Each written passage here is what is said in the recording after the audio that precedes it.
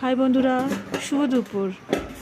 আজকে বিরিয়ানি বানিয়েছি, চলে এসো সবাই আমাদের বাড়িতে। এই বিরিয়ানিটা দারুণ খেতে, আর সেন্ট তো এত সুন্দর, মন ভরে যাবে পুরো। এই ঢাকনাটা খুললেই সুন্দর একটা সেন্ট সারা বাড়ি ছড়িয়ে যায়।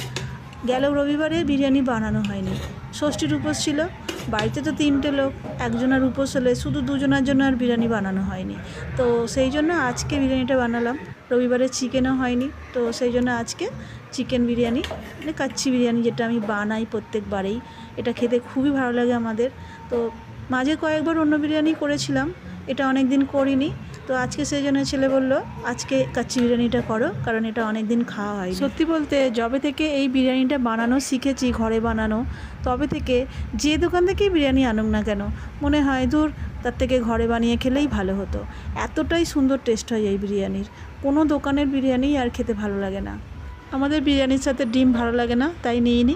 যার ডিম ভালো লাগে তাকে দিয়েছি একটা ডিম। তো আজকে দুপুরে আমাদের এই মেনু ছিল।